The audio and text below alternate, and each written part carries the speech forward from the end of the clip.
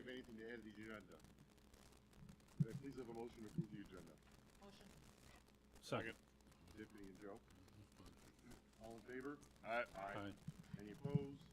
Ayes have it. Academic spotlight.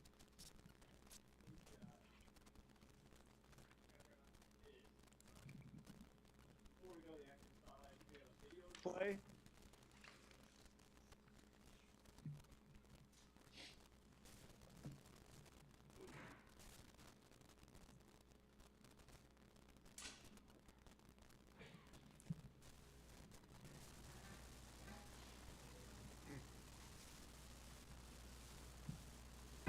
I love Big Hollow because of the new math program, which is really fun. One thing I like about Big Hollow are the friends here. One thing I like about Big Hollow is the Starburst reading and reading. I love Big Hollow because of the new math program, which is really fun. One thing I like about Big Hollow are the friends here. I love Big Hollow is the Starburst reading and chances for you to try new things.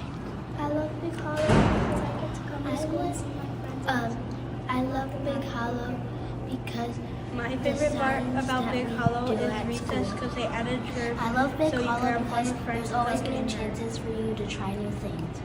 I love My Big favorite Hollow part because I get to about come to Big school and see Hollow my friends. is ones because I just love love to the eat a lot. My favorite part about Big Hollow is recess because they added curves so you can have fun with friends without getting hurt. Thank you so My much favorite for part these programs. about I Big really Hollow like is ones because because they I have just like love to student eat a council. lot. There's crew. My favorite part about Big Hollow is all the after-school clubs. The thing I love because about there's so much school fun. Is being a part of the student council group and Thank you so much for these programs. I really like schools because they have like student council, there's crew, and girls who code, and that. Thank you for your support. The thing I love about school is This is from the being a Students part of the for student Board council Members group Day and on math. November 15th. What I love about school They most is the new thanking reading you from the program elementary 'cause school I for like your all work the as a school new board. stories. Appreciate it. Thank you for your support. And Josh, go ahead. I have a poster and cards. All right. All right. We're going to pass these. See how much the writing is. You're not going to read all those, Josh? So we're going to go ahead and get into the academic spotlight. Here you go. Oh, you got it. There you go, sir. Yeah. All right, good evening. Nicole and I are going to just talk about artificial intelligence and kind of what the district's been doing with it over the last 2 years.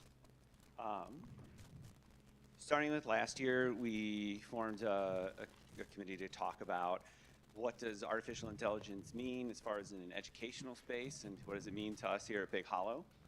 At the beginning of the year, we had a presenter come in and also speak to it in an education sense to the teachers. During the February Institute, we kind of started to finalize what our vision moving forward with artificial intelligence was going to be. And then over the summer, we brought in a program called Magic AI. And then in October, we trained the teachers on that program. There's two types of artificial intelligences that kind of really impact the school. One of them being adaptive AI. Adaptive AI are the type of AI we see in programs that the students are using where it leads them on individual learning paths based on how they respond and how they perform in the program. And then we have generative AI, which is kind of what everybody thinks of now when they think of AI. That's the ChatGPTs and the Geminis, where you can write a prompt and all of a sudden you've got a picture, or you've got a paper, or you've got a product. What Magic AI does, and it kind of encompasses all of that, and what the teachers have at their ability, at their fingertips, is to kind of wall off that garden of what the students can have access to, so they can keep it age appropriate. They can pick and choose what types of programs within Magic School that the students use while in class. There's everything from having a chatbot to a tutor, from that to the generative AI. It also benefits our staff. There's a lot of tools for the staff to use to kind of help enhance lesson planning, help give ideas, and then help with students, giving them some self-paced guidance within the program. Some of this and a lot of these things are also found in programs that Nicole's going to talk about in a little bit, but that's one thing that Magic AI has. It just has a bunch of little programs that can be applied to the classroom. Some things to consider when we were looking at bringing AI into Big Hollow were ethical considerations, student data privacy, trying to teach students not to put in personal data into an AI program. Putting that into a program and puts that into algorithms for others to use. There's been cases where people have put code for major corporations into AI, and then all of a sudden it's out there on the web and it's out there for anyone to see. Also, how do we balance AI as a tool and an enhancement and not something that takes over education and instruction? And then how do we also continue to train our teachers on the program? Okay. And then Nicole's going to talk about the future of AI here at Big Hollow.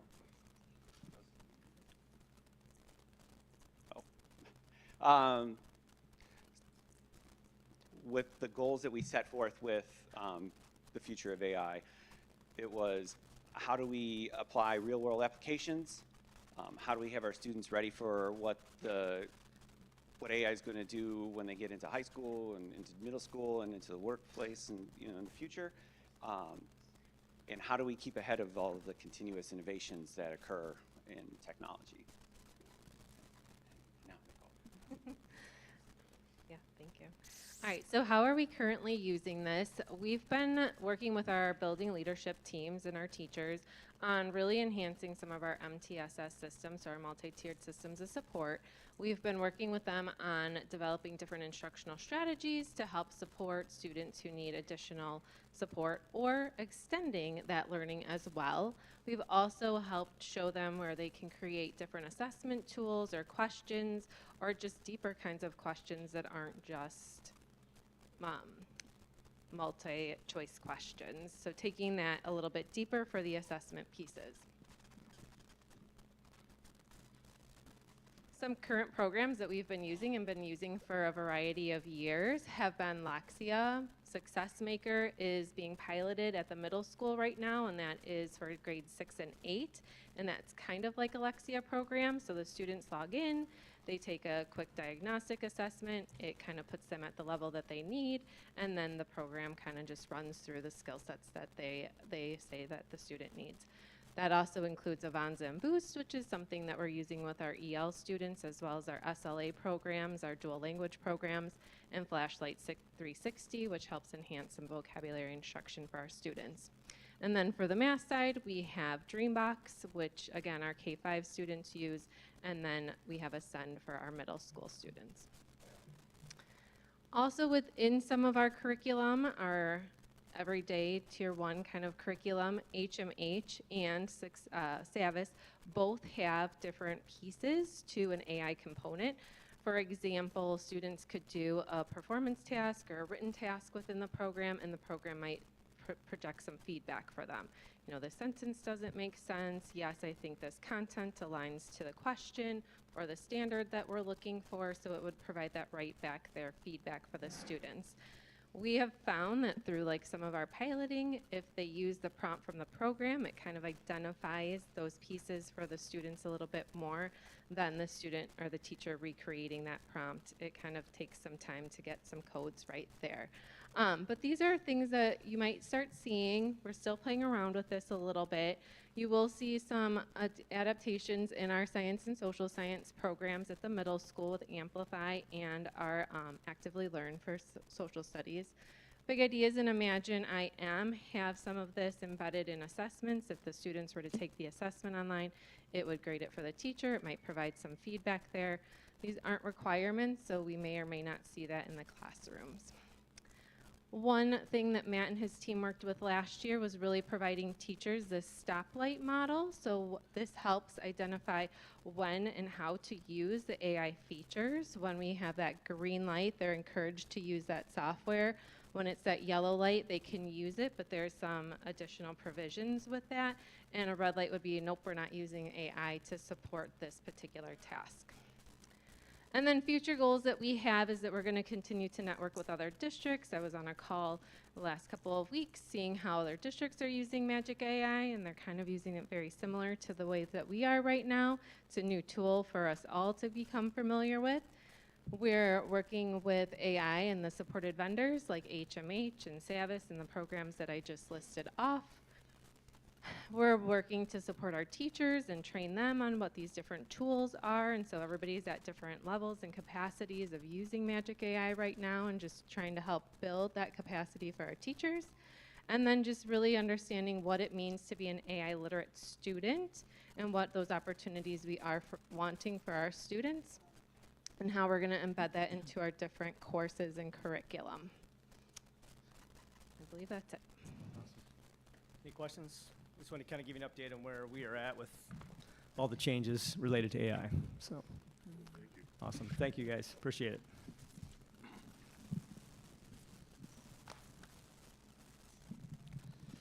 All right, accomplishment recognition. Okay, we have quite a few students here tonight that we want to recognize. I think I would first ask to call up Coach Walters, the cross-country team, and he's going to help us introduce. We had a very successful cross-country season, both boys and girls, and we wanted to highlight some of those successes, and I'll ask Mr. Walters to introduce his athletes that qualified for the IESA state finals. So I'll let you, anything you want to share?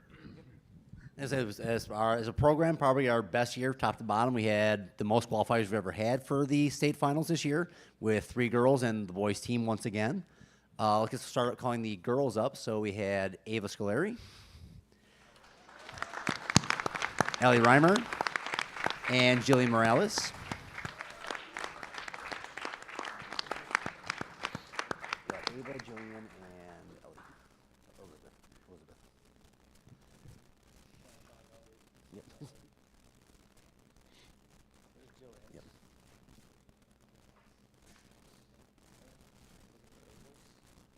Ava got hers. So for Elizabeth. Yep. You know, our girls team was 1 point away from qualifying, so I've put something in with the state where, you know, if the team's that close, maybe we expand some things because we have enough room downstate to get the teams in. So we'll see what happens with that. Bring up the boys side. None of them's here, but we got some here. We have Jack Walls, Luke Layton,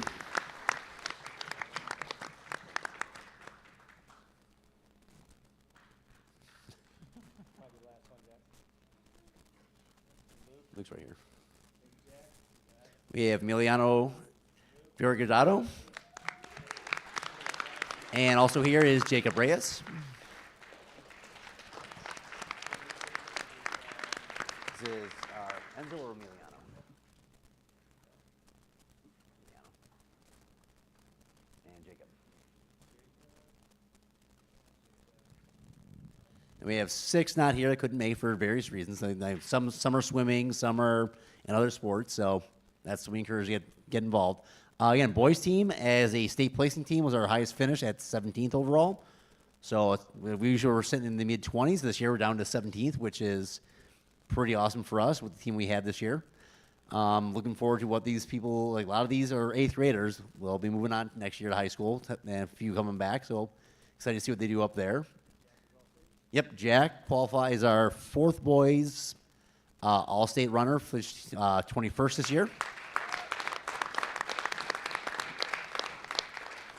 Thank you. Sure.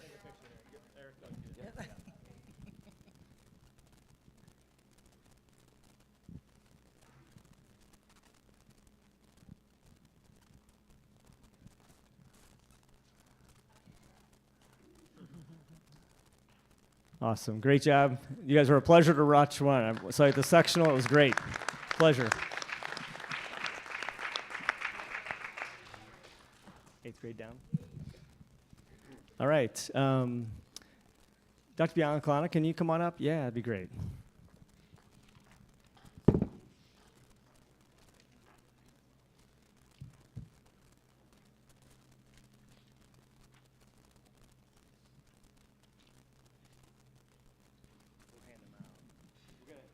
So our students of the month for pre-K through middle school. Okay, so starting us off here for pre-kindergarten is Isabel Boazzi.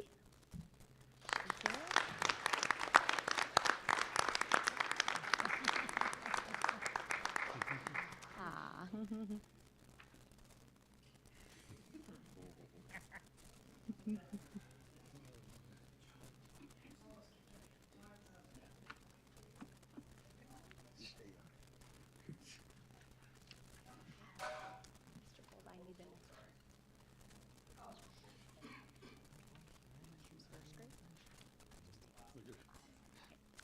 And for kindergarten, we have Camila de Jesus.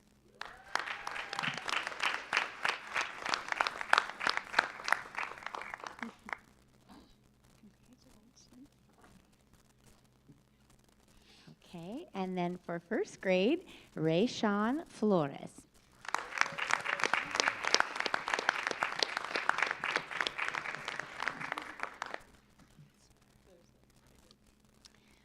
Okay, and for second grade at elementary is Haziel Vargas Valarminio.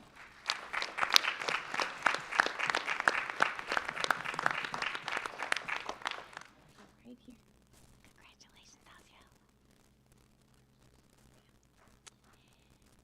And for third grade is Elliot Friends.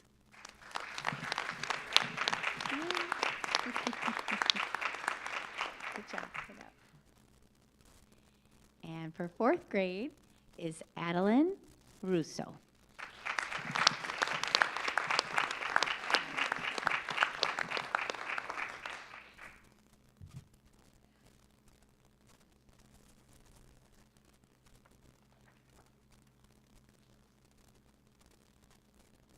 All right, for the middle school, our fifth grade winner is Talia Hilton.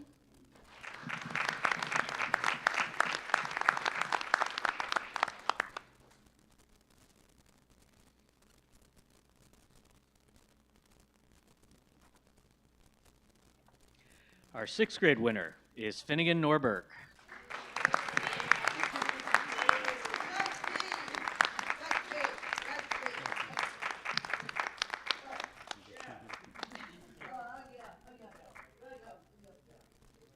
Our seventh grade winner is Lizeth Ruelas Acevedo.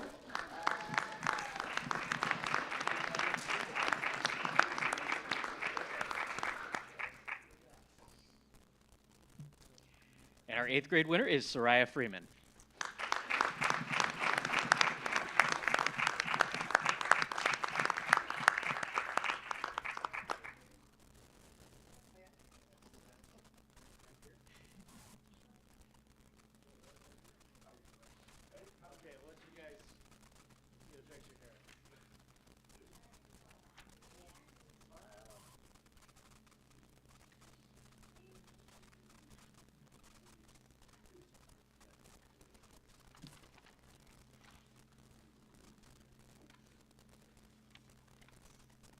Parents, I think you know it's quite an honor. There are 175 to 200 kids in the grade, and your child's getting selected. It's a pretty big honor, so thank you for what you're doing at the home to support them. Good job. All right, you guys can go. Good job, buddy. Yeah.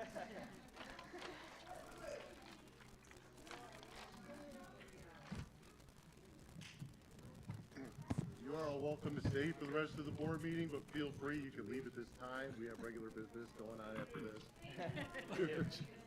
See ya, thank you. I don't think my mic is on. Jimmy, I don't think.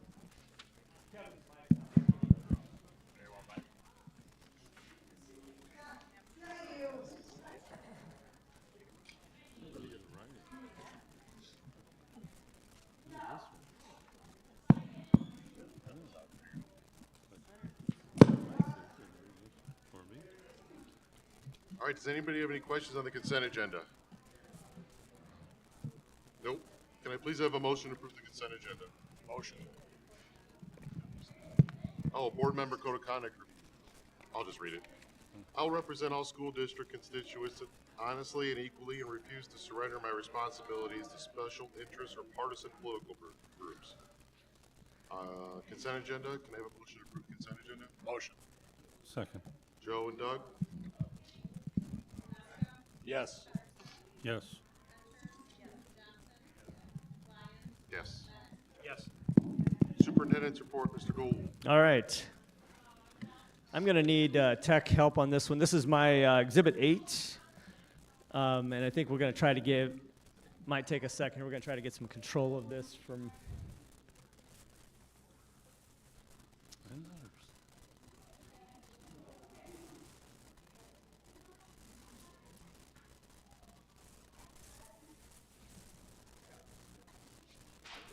Perfect. That'll work great. Thank you. Awesome. Appreciate it.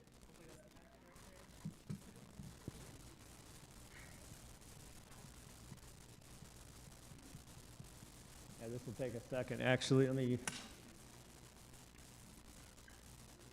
88? Okay. Can't see. All right. I don't know what's happening. It's going the wrong way now. Press the wheel. Got it. Thank you.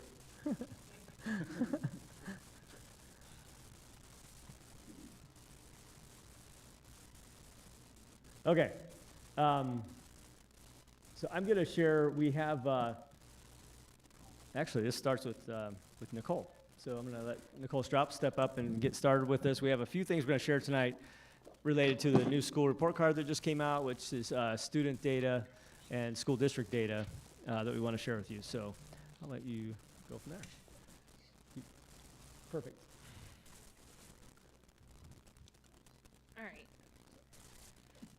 So I did a little digging into our map data from our presentation last month, but I wanted to show you a little bit of the shifts with the norms. So I've aggregated the data in a couple of different ways, which we'll take a look at here, but just to give you kind of an overview of what map distribution looks like now, the 2020 norms, you had a steeper kind of average, and what has happened is in the 2025 norms, the ends have kind of stretched out a little bit more. So you see more disparity between the lowest end to the highest end than you did in the 2020 norms.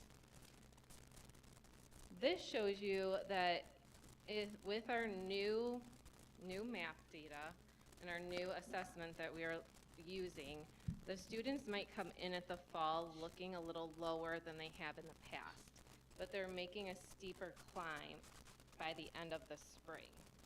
So you can kind of see that in the dotted lines here. That's what the dotted lines are showing, that students might, again, in the fall, show that they're coming in a little lower than they did with the previous 2020 norms, but the growth is going to be greater.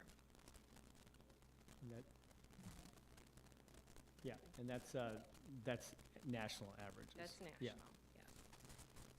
Again, just a couple of updates that they had with the new assessment is that it's more aligned to our grade level standards and our state standards, which we're prioritizing certain content and standards over others. Before, it might give you a bucket of 40 questions, and 10 questions got algebraic thinking, 10 questions got geometry, and so on and so forth. Now it's going to prioritize operations and numbers, algebraic thinking a little bit more than it will geometry. So they're going to get more questions in our priority standards than they did in previous assessments. The RIT scores also are the same. Those didn't change. What changed about the RIT score is that a percentile is different for the RIT score. So for example, a student who was at the 25th percentile with the 2020 norms now might be at the 33rd percentile. It really is kind of just dependent on the assessment, the grade level, on how that looks and is calculated, so there isn't a consistency of like an 8% growth or anything like that between grade levels and content areas. And then again, this reflects our more current national norms. Things to also consider is that we have had quite a few adoptions and we're working through those. So we've had our new resource for math going into our second year for K4, and now we're doing our adoption for ELA for both for both middle school and elementary. So what I'm going to show you here with the math data is math first. It's showing you grades 2 through 8 because it's the cohort data.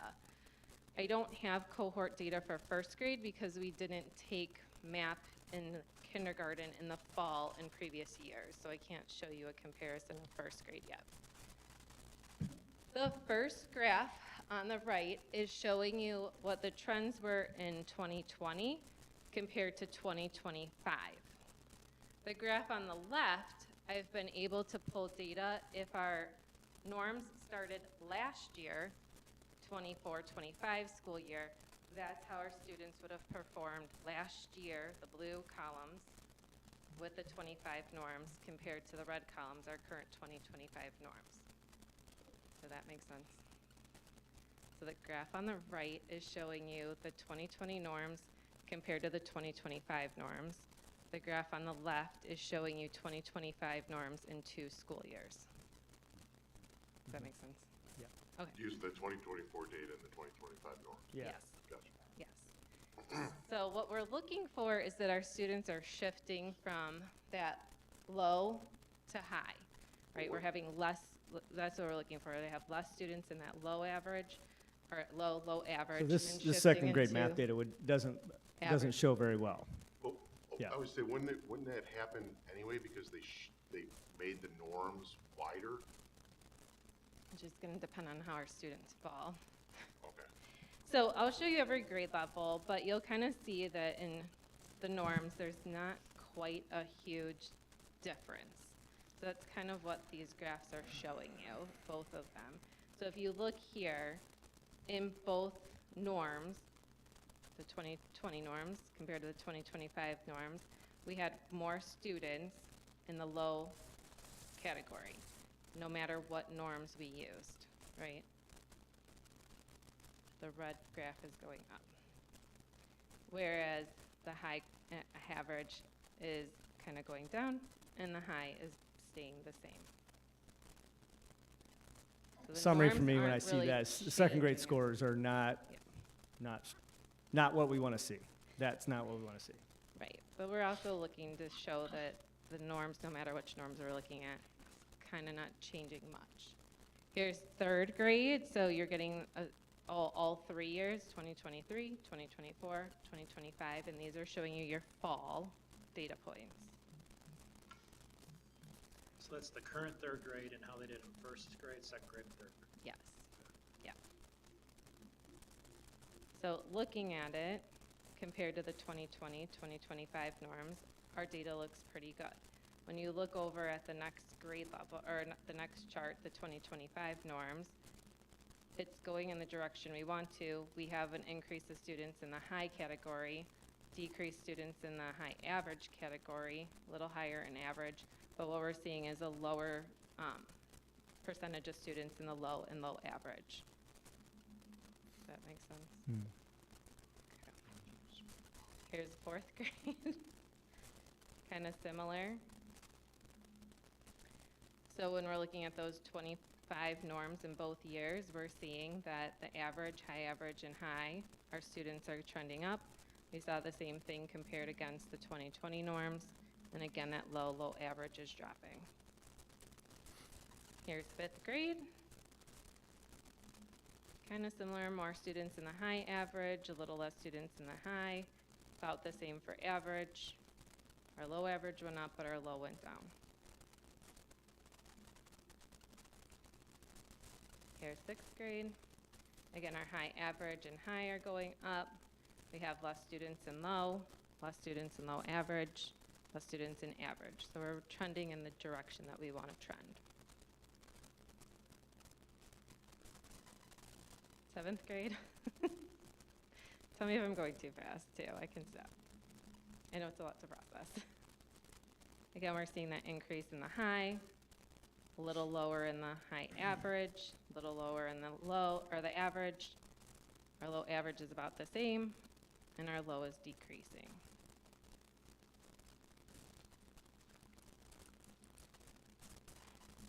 And then 8th grade.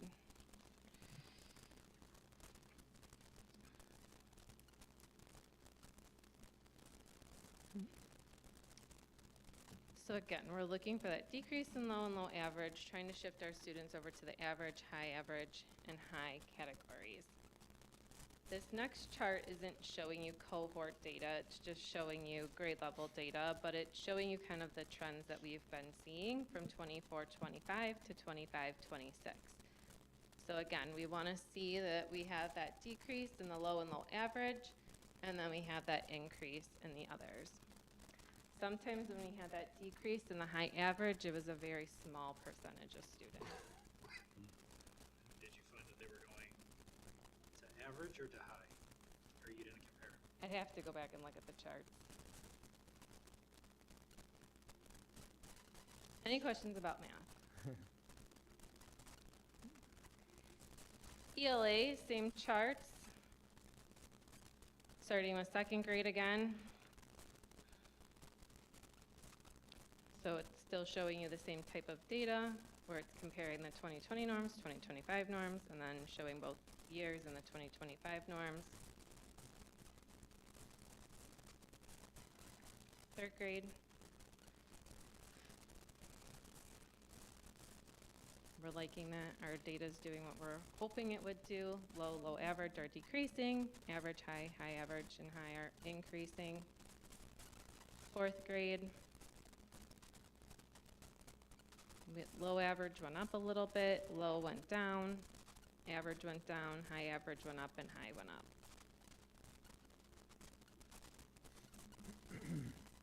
4th grade, or 5th grade? Where are we at? 5th grade. High average is about the same. I'm sorry, high is about the same. High average goes up a little bit. Average dropped, low average went up, and low dropped. So we're kind of probably seeing, Ash, to your point, both students kind of from the average going over to low average, and some of our low kids going over to low average there. 6th grade, really good trend there.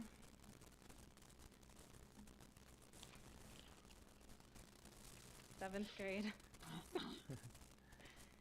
This one's not our favorite data, but it is what it is, right? We have some decreases in our high average, high, increases in our average, low average, and low. And then 8th grade, increase in that high, increase in that average, decrease in low and low average, a little decrease in the high average, but a pretty good increase in the high.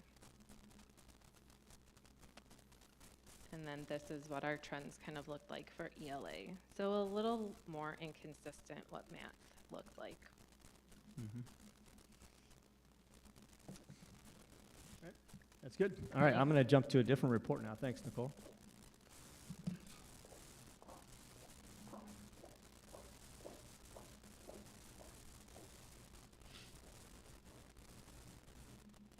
All right, so what we saw when we were looking at the data from last year is at the end of the year we saw the MAP data, and we felt like we saw some really strong data. And what you're going to see in a minute, like it didn't all line up with our IAR data. So we have some theories about why that happened, but I'm going to point out on these graphs, I'm just going to point out like 3 numbers. This first number in the green, so right now I'm looking at primary, which is the only grade level that tests at primary that we have results for is 1st grade. This is MAP test only.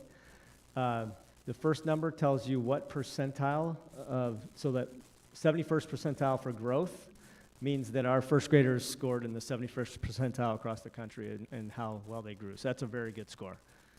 The other 2 numbers I'm going to pop in here are they started the year, this yellow one, they started the year at the 58th percentile in achievement, like how well they performed on the MAP, and then they ended the year at the 64th. So that is good data for 1st grade, and this is 1st grade math. 71st percentile for growth, 58th to the 64th for achievement from the beginning of the year to the end of the year. So I'll go through these a little faster now. This is just a quadrant report. We only have one dot on this report because it's only first grade, but we want these dots in the top right quadrant because that shows strong growth and strong achievement in the top right corner. So I'll go through these fairly fast. This is first grade ELA. And, nope, I'm sorry, that was math again. This is first grade reading. So they were in the 68th percentile for growth, again, very solid. 43rd percentile for achievement to start the year, which is below the average. End of the year, 58th percentile. Very strong scores for first grade in reading. And then we get to second grade. Again, second grade math. Actually, I think this is all grades. This is all grades at elementary. So all grades elementary, 68th percentile in growth for math, and 46th in the fall to 56th in the spring for achievement. Very strong scores for all grades in math. Then I'll quickly go through you'll see all 4 dots for the grades are up in the top right. That's strong data for math in elementary. And what I'll show you in a little bit is it really didn't translate very well to IAR though. And we're not positive why, but we're trying to look into that. So these are the breakdowns by grade level. Second grade, 70th percentile in growth. Really not a great fall score at 38th percentile, but end of the year to 54th percentile. Third grade, 73rd percentile in growth. Fourth grade, 57th percentile in growth. So anything above 50th percentile is above average, so solid scores in elementary for math. We switch over to elementary reading. The all-school score is 59th percentile in growth, again, above the average. Went from 42nd in achievement to 53rd by the end of the year, which is solid. And again, you'll see all the dots are in the quadrant we want them in, top right corner. This hasn't been the case for us every year. We haven't seen this as the case. It's not so it's definitely an improvement over past years. Second grade ELA, this is breaking down by class, 70th percentile for growth, very solid. But you can see started the year not very strong at the achievement level, end of the year above, right around the average. Third grade, average growth, started just below in achievement and ended just above in achievement in the average. Fourth grade, just a 56th percentile growth, started just below the average, ended the year just above the average in achievement. And we jump to middle school. Sorry if I'm going too fast. Middle school math, the all-school score is 58th percentile in growth. Again, achievement right around the average. And so you can see the dots are right around the center line for achievement and then above the average for growth. And then you go by grade level, we do see some trends here. Fifth grade, strong growth, achievement right around the average at the end of the year. Sixth grade, solid growth, achievement 49th percentile to start and end the year. Seventh grade, 51st percentile growth, and then achievement went down a little bit. In eighth grade, solid growth score, 69th percentile, but achievement went down. That confuses me a little bit. 59th percentile down to the 48th percentile with the solid growth, so I'm not quite sure how that lines up. And then in reading, we saw similar results. 59th percentile, and you can see just above the average there. Reading scores are, again, all in the top right quadrant, which is very solid. By grade level, you'll see the growth scores there, 59th, 61st, 53rd. Achievement here is in the 60th percentile. Eighth grade was the best grade of achievement and growth, 78th percentile in growth, and then achievement in the 70th percentile, 75th to the 70th, really solid scores there for achievement. So what I'm going to get into here, I'm getting into Exhibit 11 now. So we wanted to share the map data with you, and we're going to get to now we're getting to the IR, the state assessment. And I showed you this graph last year, part of it. This goes back to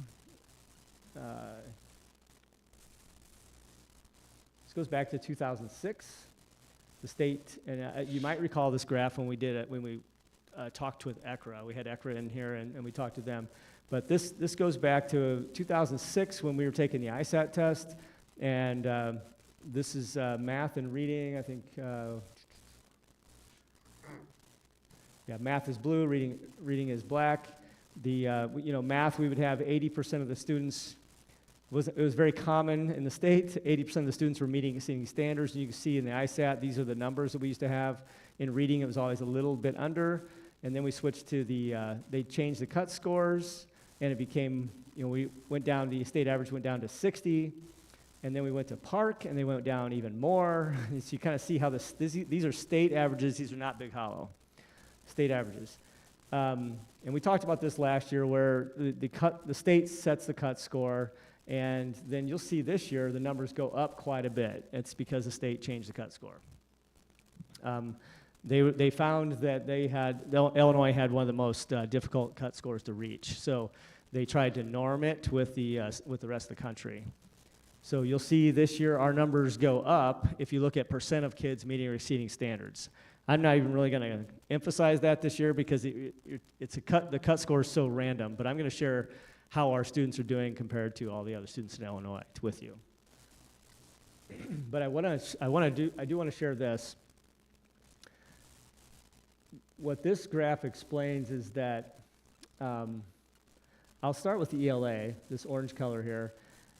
In third grade, if a student scores in the 50th percentile in Illinois, or for a student to score the MEETs, which is, I've lost the term, what they use this year for MEETs? The proficient, is it proficient? Okay, couldn't remember if they score proficient in Illinois, they're in the 50th percentile in the country, which that's about what the average should be. That means they've met the target. So you'll see ELA, the Illinois cut score, this is the percentile as compared to the rest of the country in ELA. But you look in math, you go into 8th grade math, if you have to score in the 69th percentile across the country in order to be proficient in Illinois math in 8th grade. So you'll see across the state, 8th grade scores are kind of lower than like 3rd grade scores, because it's easier to qualify as 3rd grade proficient than it is for 8th grade. So it's a little bit of a flaw in their system that I don't think they realized until they got done. So you'll see this is an average across the grades. 51% of 3rd graders are meeting standards in math, but only 30% in the state. This is not Big Hollow. Only 30% of 8th graders are meeting in math. And that really is because of this right here. They made the 8th grade target harder, is what they did. Whether they did it intentionally or not, I don't think so. But that's just what happened. So I'm going to shift down to this report is something we do get from ECRA that I think is, it's a really solid report.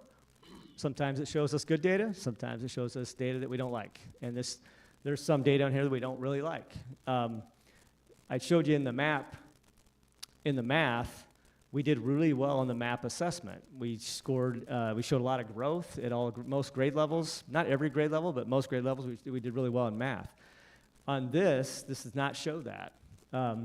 Here's the column I want to point you to. ELA proficiency. So this row first. I'm going to go all the way over here. 2025 district value shows that I feel like the most important numbers on this chart for you are district percentile. So ELA proficiency, how well our kids did on the ELA test in Illinois, we scored in the 52nd percentile. So that means we're just above the average. The math one is the one that's disappointing. So the math one, we were at the 39th percentile. And this is all grades for Big Hollow put together. This is not broken down by school. It's all grades put together. Science proficiency, 62nd percentile. ELA growth, 67th percentile. That means that our students are growing faster than the average, which is that's a good score. And even in math growth, it's at 61st percentile, which also shows that they're growing faster than the average, even though I feel like the proficiency score up here was lower than we want. I mean, we would love to see that at least at 50%. But The 8th grade students passing Algebra 1 is the 44th percentile. That's better than we were at last year. We have one section of algebra, one section of geometry in 8th grade. So that is correct, Josh, right? Yeah, so we have 2 classes that are passing algebra in 8th grade. Then the rest of this report, I don't need to go through all of it, but you can, if any of these alarm you, tell me. But these are just, I would just look at this column right here. You can look at our average teacher salaries, what percentile that falls into, average administrator salaries, local property tax, 50 percentile. That's the average across the state of Illinois, which when you're in Lake County, that's something. So, which you'll see when we talk about tax levy in a little bit. EAV per pupil, this is a number that's a little bit, also it relates to our tax levy. Instructional spending per pupil, 29th percentile, that means we're on the low end of instructional spending. And then operational spending, we're at the average, 49th percentile. That would be your transportation, facilities, food service, those kind of costs.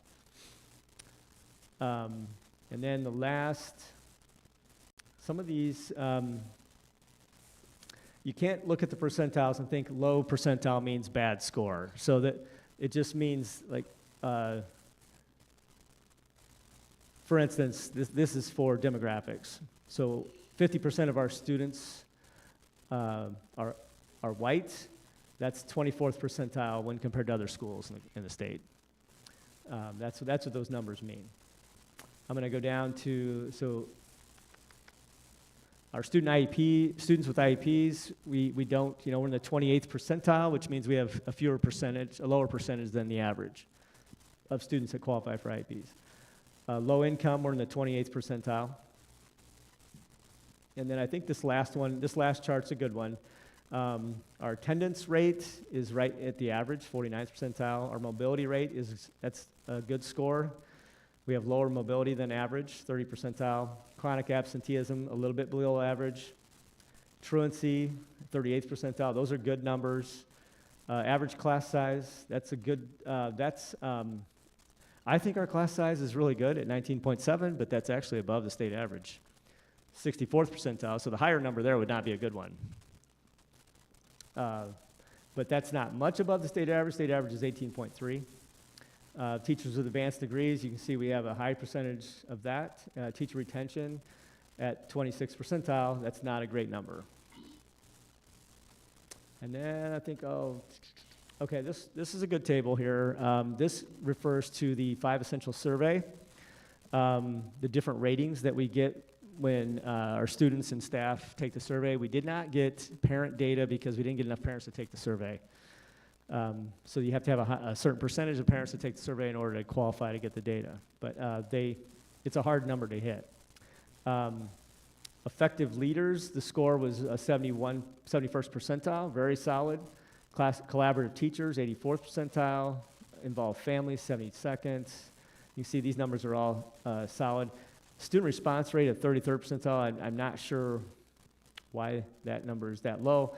We have 91% of our students take the survey, so we'll have to look at that this year to see if we can get that number up a little higher. But teacher response rate was 82nd percentile. So I think that's about,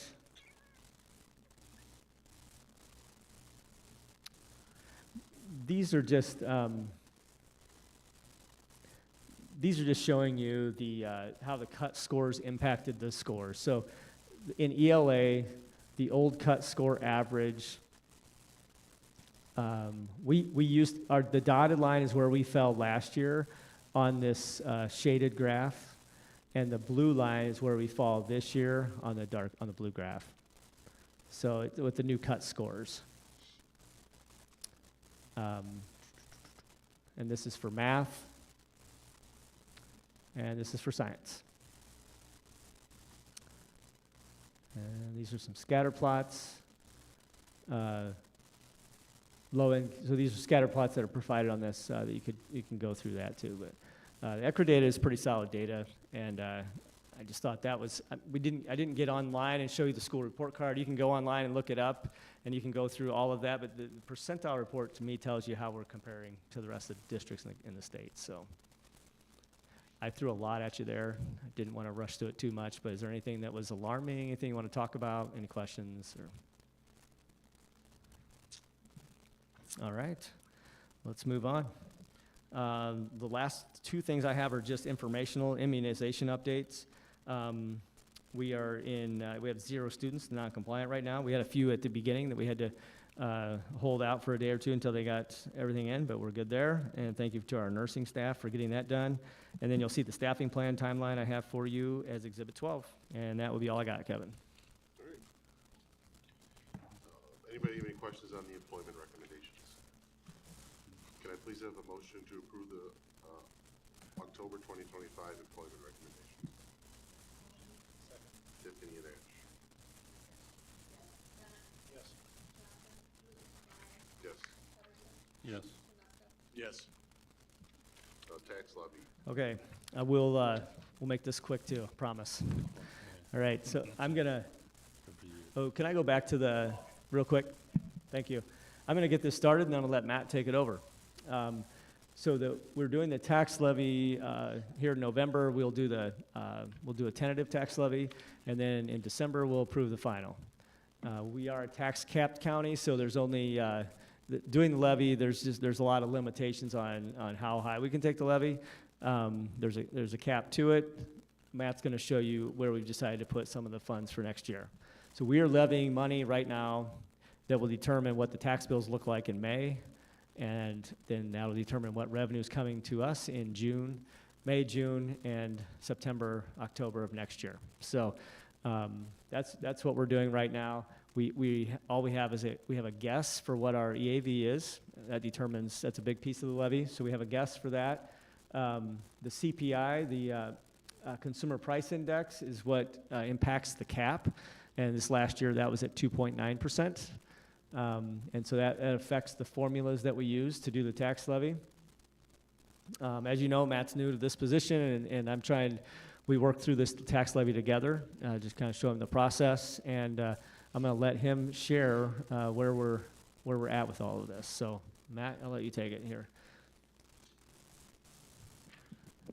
Before we go to the slideshow, this shows, Bob, if you want to go just a little more. Yeah. This shows our ending fund balances that we had in June.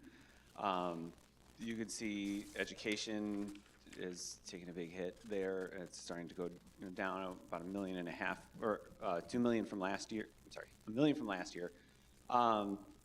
And then we did have a little bit of an increase in the working cash, and then you can see the $3.8 million in the health, life, safety. That was part of that was levied for the Verigy project. There's still some money in there for potentially next phases. That's why that money's there, but so it looks like we have a bigger increase this year as far as our fund balance, but that 3.8 is all geared towards those capital projects with Verigy, so we can't use those for any of the other funds. We can't use that for the education fund or maintenance or transportation. The other big place that took a big hit was the transportation. We lost just over, our balance is $1.1 million less than it was last year. So with 500 less. Oh, I'm sorry, I thought there was a 7. That's all right. That's all right. So with that, this is kind of where we moved with the, and I think Jimmy, I have that in the slide show. If you want to go to the slideshow, please. Oh, you gotta do it from here? No, he was waiting for me to quit scrolling, I Oh. think. Okay. Okay. You can use the clicker. Here you go. Thank you. This was the same slide. So what we did this year, we levied just a little bit more into the education fund to make up for that balance. We levied a little bit more into the transportation fund this year to make up for that balance. Where we took out some money was in the tort, which pays for our liability insurance. We pulled some money out of that levy because we have a pretty high balance there. And we pulled a little bit back from O&M, operations and management. We have a pretty high balance moving forward. with that, I think Bob also mentioned the fact that we are 29th percent in the state as far as per pupil spending in the education area. So we did want to highlight some things. We've seen these numbers before, but we've put these numbers in front of you, but this time we have it a little more visual, and we also broke it apart by the major funds. This is overall our percent adequacy funding compared to the rest of the county at the elementary level. This doesn't include high school or unit districts. You can see this is where we get our evidence-based funding from. Is based on where we're at percentage to our adequacy funding rate.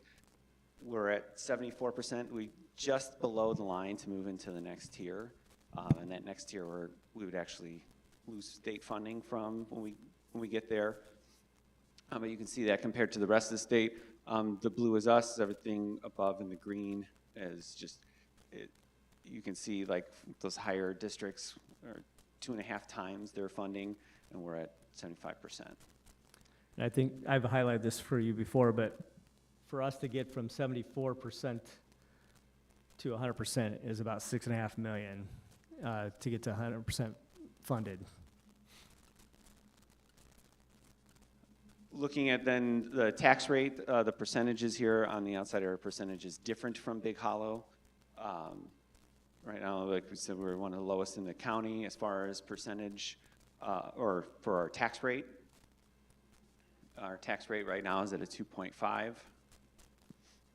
The funds, this is the education fund. You can see there's only 2 schools below us here in the education fund, and this is what the other schools' percentage of what they levy their taxes for. In the education fund, same thing with O&M. We're a little bit higher, but still towards the bottom in the county. Transportation, bless you. Transportation, you'll see we're a little bit higher and more so in the middle.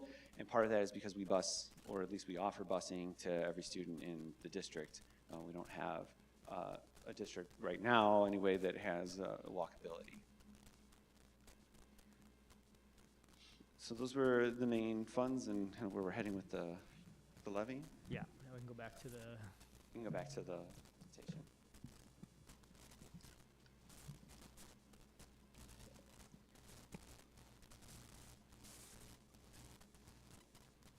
Okay, a couple things before we talk about the levy. Yeah, so here's a chart that shows what we've levied over the years. And just a couple things I want to highlight. In 2019, our EAV, which is the value of our properties across our district, $390 million. We are now up to $645 million.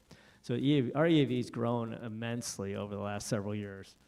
And that's not the norm across the state. When I talk to other superintendents, I think this year I estimated it was over 10% increase based on what the information I get from the county. So we're still growing. Our EAV is growing significantly, which is why our rate is so low compared to the county. And you'll just see what Matt was talking about here. Last year we received this column. This column 2024 shows what we received in taxes in these funds, education, tort, all these. So what we received last year, this is what we're asking for this year. And just like Matt said, I don't need to go through all the numbers. We increased in education fund. We took a little bit away from operation and maintenance fund right here. We added a little bit in transportation.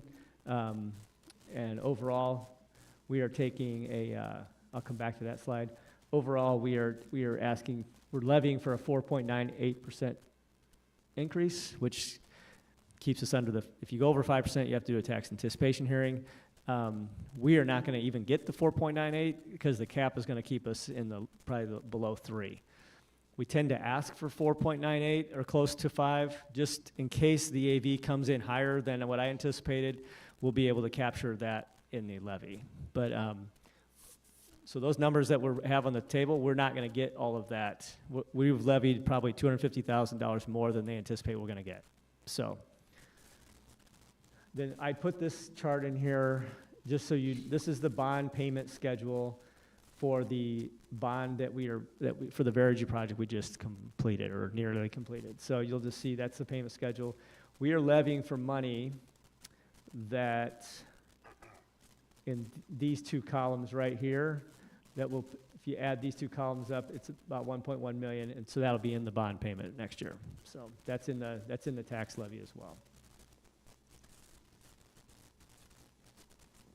So I think I'm going to jump down. What we'd be asking for the board to approve tonight is this tentative certificate of tax levy. This just lists all the numbers that we just showed you are listed right here, and that's also includes a small IMRF levy for CEDAW, which we have to do. But yeah, all the numbers are here, and that's the numbers that keep us under the 5%.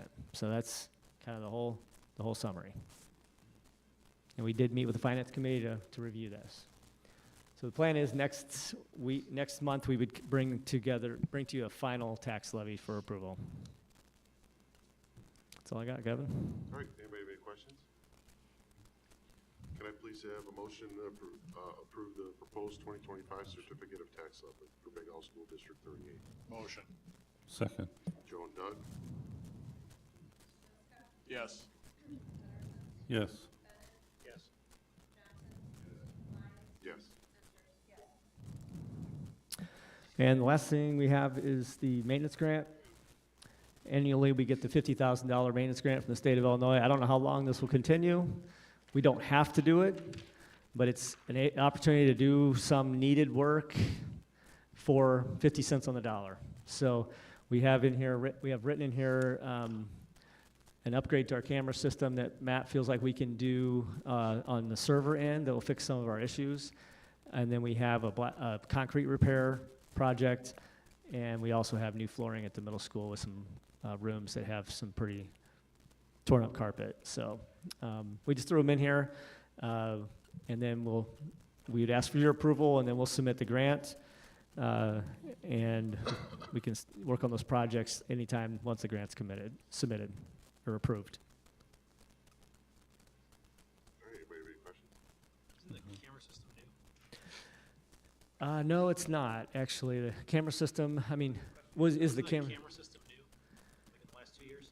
Not in the last 2 years, no. The camera system, I think we installed in part 2019 and then the second part in 2020. And I think you can explain what we're looking at. It's more the DVR end of upgrading.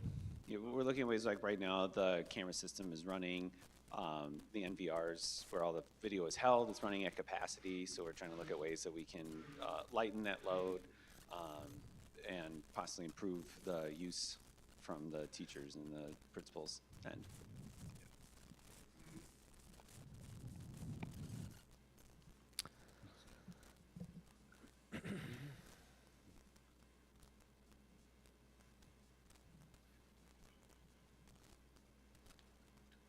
All right, any other questions?